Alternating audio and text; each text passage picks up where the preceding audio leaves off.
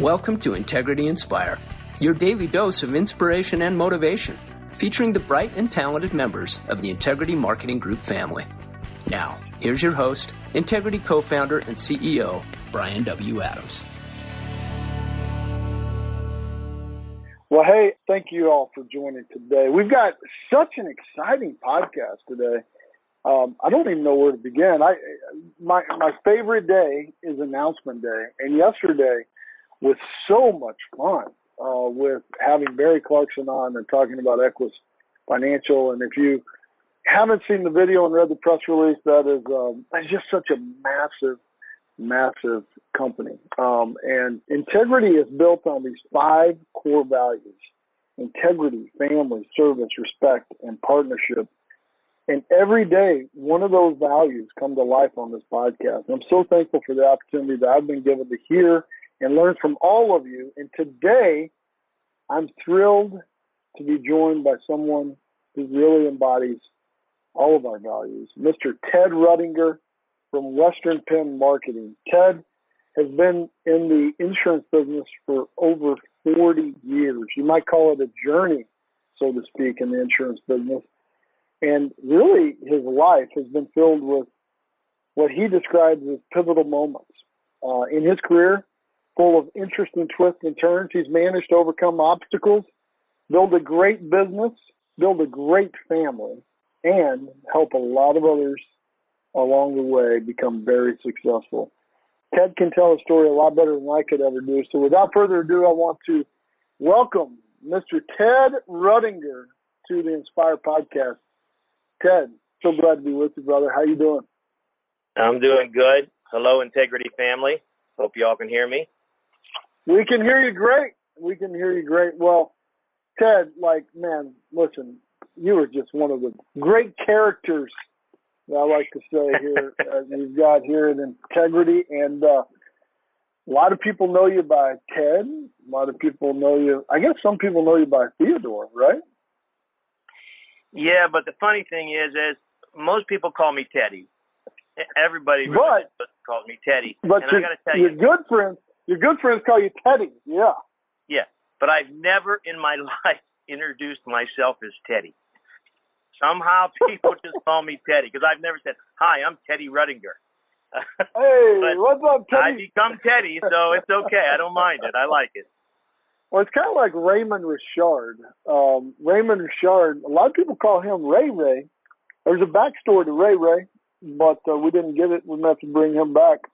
But I've never heard Raymond introduce himself as Ray Ray either, but it's what a lot of people call him. And so, Teddy, it is so good to have you on here. I've also heard you be called other things other than Teddy. I remember being at a golf tournament with you, with Steve Young and Jerry Rice and others. And you've got you're an avid golfer. I mean, what's your handicap? Are you like scratch? No. I'm a 4 right now. Well, that's close enough, man. Come on. It's like, how much are you working right now? Maybe we should talk about that if you're a 4. But no, you're no. I used to be a 2. You used to be a 2. Yeah, before Integrity, you were a 2. Now you're a 4. Well, yeah, so, exactly. I remember going to this deal. And we had this caddy, and I don't play golf. I suck at golf, as A.C. Chapman would tell you, which is fine with me. I remember being at this golf tournament in California with you. And you've got a bit of an unorthodox swing, but you hit it a mile. And I remember the caddy going, you just, the first hit you hit, you just cranked it. And he goes, Teddy, ball game. And so the rest of the round, and honestly, in Dallas, we call you Teddy Ball Game all the time. So Teddy Ball Game is going to be a lot of fun today. I was throwing you played lights out. You threw lights out that day. That was the best tournament I ever played in as far as prizes go. Tom Fleming was there. Yep. There was a good group of us.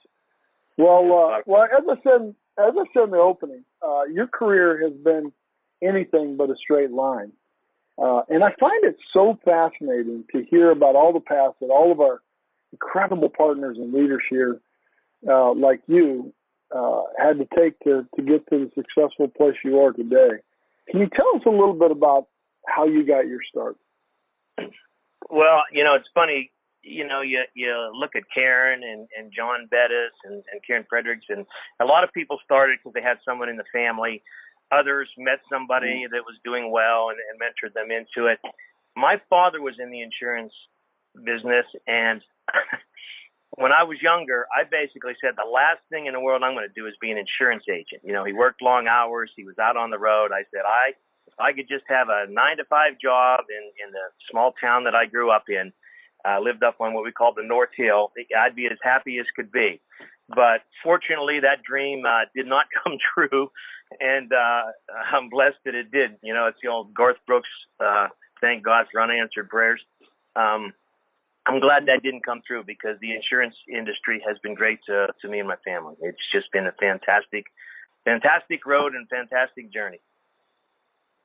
Wow. Well, it certainly has.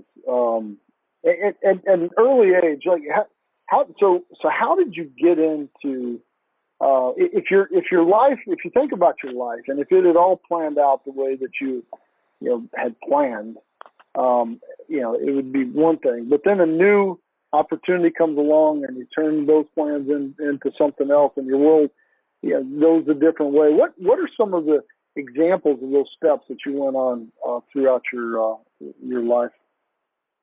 Well, we moved to Indiana, and my dad helped get me into an insurance company where I was a P&C underwriter. And that was at least a 9-to-5 job, so I was okay with that. And I worked for a company called INA, which actually became Cigna, who we do a lot of business with. And when they became Cigna, I was promoted and was transferred to the Jacksonville, Florida office. Well, that really didn't work out for us. Met some really nice people down there, but, we're a couple of Yankees, coming down to basically southern Georgia is what they call Jacksonville. And we're sitting in our den at our house there one day, and we have a 1-year-old, Patrick, and we have a kind of brown paneling, and all of a sudden it looks like the wall's moving. And we look up there, and there's a daggone 4-inch cockroach crawling up the wall. I guess they call them palmetto bugs or whatever, but we didn't see them up north. Okay. And Sherry's saying, I don't think I want to deal with this too long. So we were there about a year and a half. And again, we made some friends and everything. But my brother, Chris, had been out in Arizona and he had started doing well. And he called me and he said, why don't you come out and work with us? And I said, Sherry and I sat down and talked, called my dad, and I decided, we're still young. I think I was about 26, 27 then, and said, let's take the leap of faith and see what we can do. Well, this is a little crazy, the story I'm going to tell you right now, but so I decided to chuck everything. I had a career going. I had been promoted and salary job, pension, health insurance, all that stuff, and I was going to a sales job. 4-inch cockroaches, you had it all. Yeah, I had it, baby. And so I got the biggest U-Haul you can get and put my car behind it, too, so I was about as big as a tractor trailer. My brother was supposed to come out. I sent my wife back to Indiana. My brother was supposed to come out and help me drive, from Jacksonville, Florida, to Phoenix, and calls up the night before, I'm so sick, I can't make it. So friends helped me pack up the thing, and it just didn't start out. I call this a trip from hell. And it started out, I get into the truck, I start to pull away, radio doesn't even work. And I'm in Jacksonville, Florida, and we had a cat. And I had the cat in the front seat with me. And this sounds stupid, but I got to listen to meow, meow, meow, meow. I'm telling you, she didn't stop for, all the way to the panhandle. And I had to do something. I couldn't handle it. That's how it started out. No radio and listening to meow. I'm driving down 10, and these crazy people pull across the, on the main highway doing 65, 70 miles an hour, and I can see these people way up ahead of me going through the grass, coming up. They pull in front of me, run me off the road. I'm taking this big truck and car behind me, bouncing down the hill 150 yards because they run me off the road. I get stuck at McDonald's because it's full and I can't get out of it, and I mess up the front end of my car. I'm going to stay with a friend in Houston. I'm in a rainstorm in Houston, driving down a 4-lane one-way street the wrong way. I get to El Paso, Texas. I run into a snowstorm. Finally make it to Phoenix. I get to Arizona. I pull in. They had a condo waiting for me. My brother was living in the same place. I go in. I said, "Oh, I finally made it. How you feeling, Chris?" "Oh, I'm feeling good." He goes, "What?" I said, "Well, what's up?" Him and my future partner were there. "Well, this guy's ripping us off. We're going to quit." I go, "What?" Right when you got there? Right when you got there? Everything. There's no way you're quitting. Well, I worked for that guy for about a month and a half, and I said, I can't do this. I'm not working for this guy. And the three of us walked out and started our own agency. It was tough. I'll tell you, at the beginning it was tough. I remember, we'd get up on Mondays, we'd make our phone calls. We always worked out of town. We'd hit the road and come back Friday night. And I was used to making the right amount of money to pay my bills. Well, if you didn't sell, you couldn't pay your bills if you had a bad week or whatever. And we were always buying leads, so you had to first pay for your leads and then do that. And I still remember one time coming home, and my poor wife Sherry was crying, and I said, "What's wrong?" And she says, "A bill collector from Sears called, just abused her, screaming at her, yelling at her, calling her all kind of names." And I can tell you, I called him back because he left a number and he learned what abuse was. But that's what it was like. It was tough. But, every year we just kept going out and working, and it grew, and it got bigger and, bigger, and we got some agents. And I didn't get any more phone calls like that, or Sherry didn't get any more phone calls like that. And we got out of the condo and into a small home. And so things started getting better. And then it was the kind of the long-term care era when a lot of agents, we were writing a lot of long-term care, and we were doing business with this company, and we liked the product, we were writing a lot of it. And all of a sudden, these two good old boys from Georgia come out. Maybe you've heard of them, Mike White and Anthony Chapman. Yeah. And they came out to both have been on the podcast. Both have been on the podcast. Yeah, I know they are. I already got my text. And they came out and they wanted to, go see a lot of agents and recruit a lot of agents. And my brother and I really didn't think they needed to see anybody else in Arizona but us. So we basically kind of wined and dined them, took them everywhere, and didn't let them meet with any other. I think they met with one other agent, but we just hit it off. You know what I mean? It was just like, you meet these two guys and it's like, this isn't work. Okay, these are just great people and people that you want to associate and be friends with. Well. So I liked kind of what Mike was doing and everything, and he wasn't the legend he is now at that time. And so they had this Atlantic Pacific Life, and it was going into the state of Texas. And Mike wasn't big enough to run it, and he asked us, "Hey guys, would you like to market for me in Texas?" And we thought, yeah, we would love to do that. So we did a mailing. Chris and I got on an airplane, went to Amarillo, Texas. Spent 2.5 weeks in Texas, driving all around. Ended up in Harlingen. We did all of Texas in about 2.5 weeks. Met some great people, some great agents. We were kind of pumped. And then we were supposed to go on a trip with Mike to Cancun. The day before, Mike calls us up and he says, "Guys," he says, "I got some good news and bad news." And the one thing you have to understand, back in those days, Consumer Report magazine used to do an annual report on all Medicare supplement companies and all long-term care companies. It was like the Bible going into a house. You didn't go into a house without showing, "Look, we're really good with your Consumer Report." It was a great sales tool. Well, Mike goes, "I got some good news and some bad news." And he said, "Well, what's the good news?" He says, "Well, our long-term care policy was just ranked number 1 in the United States of America with Consumer Report magazine." And we just saw dollars. He said, "This is the greatest thing that could ever happen." So what's the bad news? Well, the state of Georgia increased their reserves, and they can't meet it, so they're basically shutting their doors. So, we had this high, and then we had a low. But I remember still going to Cancun, and I can still remember sitting with our wives, Mike and I's wives, at breakfast one morning, and I said, Mike, I'd love to do what you do. And being the kind of guy he is, he says, okay, I'll do what I can do.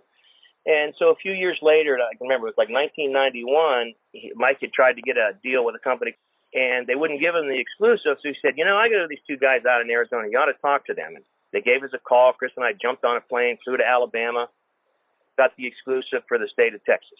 They came up the next day, wanting the state of Texas, and they said, sorry, we already promised to these two guys in Arizona. Well, that was just great. Hit the road again, did mailings, and I still have the plaque. They gave a really nice plaque. I like to show it when he comes to the office.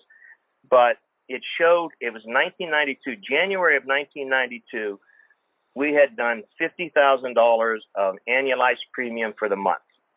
And the plaque is a graph, and it shows how we grew each month. December of that same year, we were doing $700,000 of annualized premium per month.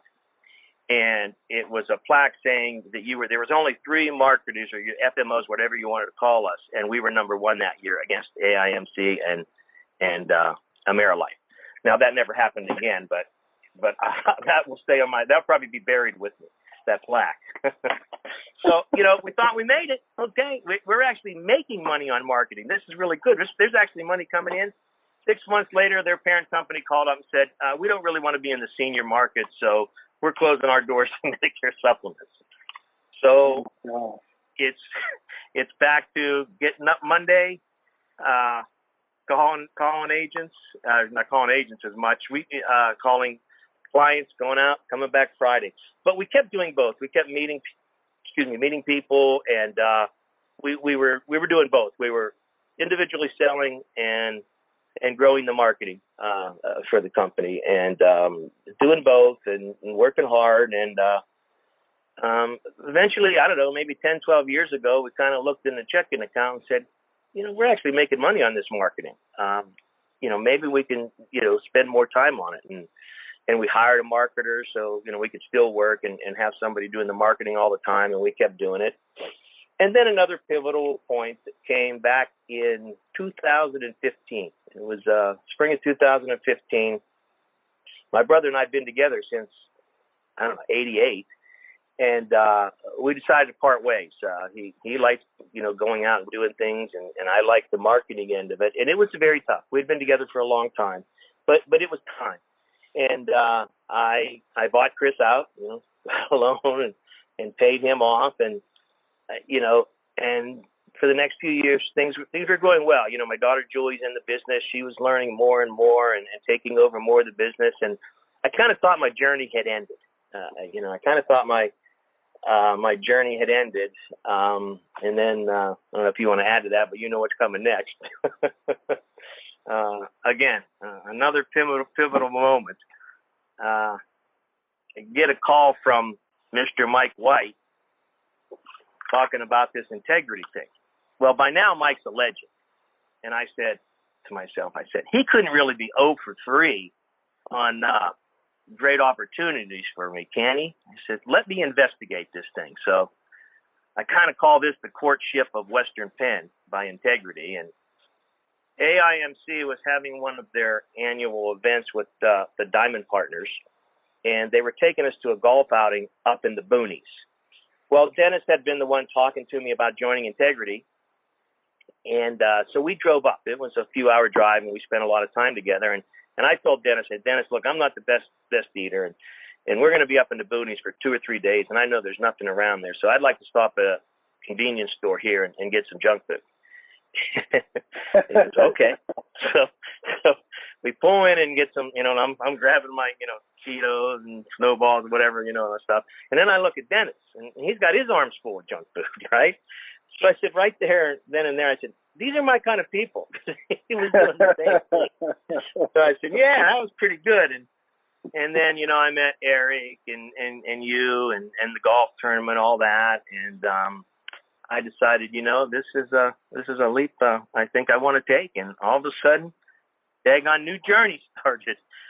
Fortunately, I wasn't quite as low as I was the first time all these things started, and that's really, and it has been great. I can say it has been great. That's kind of my story, Reader's Digest version. Well, it has been great having you as part of the platform. You and it's a family affair. You've got Julie, yep. who now is in the business, and who is your daughter, I should say, Julie, who is just an amazing partner in her own right and just has done some incredible things. And I can tell you, Teddy, you're one of those people, whenever we get together at some event, I sit there and Robin and I are always like, okay, where's Teddy and Sherry going to be? Because that's where we want to be. Especially if you don't drink very often, but if anybody gives you a kamikaze shot, most people take a kamikaze shot and it's like a 1 ounce shot. You drink it by like the 16-ounce glass and just sip on it. And when you don't do it very often, but when you do, it's a lot of fun. So if anybody is having fun, I don't think Sherry appreciates it as much as I do, but those are fun days. Either one of our wives, for that matter. So, man, it is just always such an honor to have you and Julie and Sherry and your entire family be part of the Integrity family. And I can tell you, you're one of those partners that everybody gravitates to. In fact, Brent Ehlers just sent me a text and said, Teddy is one of the best people we have in Integrity, and I'm so thankful to call him a friend. And I think that is just such a common sentiment from a lot of our partners here. And I mean, Brent's a good example of somebody that you might not have ever. Brent helped run Premier. I mean, Brent's one of those examples of somebody you might not have really gotten to be close friends with, but because of this Integrity family, he's calling you one of his best friends. Absolutely, Bryan. I mean, that is probably, to me, one of the best things that's happened. You know, I made a lot of good friendships over the years with AIMC and the Diamond Partners, with, you know, Karen and Ryan and John and his dad and David Wayne and his dad and all of that. But the friendships that I've made through first the Integrity guys, like Dennis and Eric and you and the Steves and everybody at the home office, Kendall and Jessica, and then guys like Brent and Tim from Cornerstone and Jake Bailey. I mean, the people that you've put together, I mean, they're such great people, and you become such good friends with them so easily. You know, I was thinking the other day, what type of friends, how good of friends are these? I mean, these are the type of friends that you'll go on a vacation with. You know, you have a lot of friends that you like, but not that you'd want to spend a week or two with. But that's the type of people that you've put together. And I just want to tell the newer guys that have joined and the companies that have joined us, after this coronavirus is over and we all get together like we do, you're going to be so happy that you joined the Integrity Group. Besides the investment they give and the future that you look at from that end, the friends you make and the fun and the camaraderie, this is just been so fantastic. And it's been great for Julie, too, because same thing. She's made great friends. You know, she talks about Jill and Maggie and the girls from your office and a lot of Brent. And it's just, I mean, wow, I thought I was at the end of my journey. And this has been fantastic, and I'm just so blessed and so happy to be a part of it. And I want to go on for quite a while, and I know it will. And we are just getting started. So I got to ask, I mean, we're running out of time here, but yeah, like, so you went from 4-inch cockroaches in Jacksonville. Like my wife would have, oh my God, I don't know what Robin would have done with a 4-centimeter cockroach, much less a 4-inch cockroach. You ever seen those palmetto bugs? They're big. No, and I don't ever want to. I'm good in Texas. We got scorpions and rattlesnakes, but I don't want. I got those too, but we don't see them as much. My God. So then you never talked about it. You had this cat meowing. Like, I mean, that had to be like. Can you imagine this meow?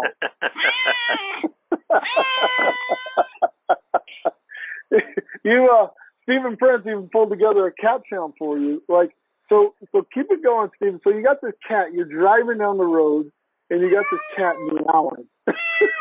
Yeah. What happened to the cat? I'm telling you, whatever happened to the cat? It didn't stop for 4 hours. I didn't know what to do. I'm an animal lover. What happened I wasn't going to throw her over the bridge. So what I did was I couldn't take it anymore. So, I had her in a cat box for the time. I'd let her run around. I took her in the car that I was towing, cracked the windows, and left her there for the next 2.5 days. Now, I would take her out. Like when I went into the hotel, she would stay in the room with me. I'd let her out a lot and everything. But I was not sitting there and listening to another 12, 15, 16 hours of a cat going meow, meow. I thought she'd stop after an hour or two. You know what I mean? But she never did. God. No so radio. My son was about 2 years old, and we had her till he was like 17. So. Oh, what was the cat's name? Carson the cat. Well, walked into our yard one day, and I guess the people that owned her had moved away, and she was pregnant. So we had kittens there. At least had something to get the cockroaches. So all of a sudden you had 17 cats, and you were all exactly. We had 8 little kittens. Fortunately, we were able to get adopt them all out. Thank goodness. But yeah. Oh my gosh, Teddy. But yeah, there's I just got a text from Dennis Taussig talking about some of the other stories that you mentioned yesterday, and some of those we should. We'll do those. Those are more campfire stories. We'll do those. We'll do those another time. But exactly. I'm glad I asked what happened to the cat, because. Yeah. My gosh, man. I didn't want people worried that I did something to the cat.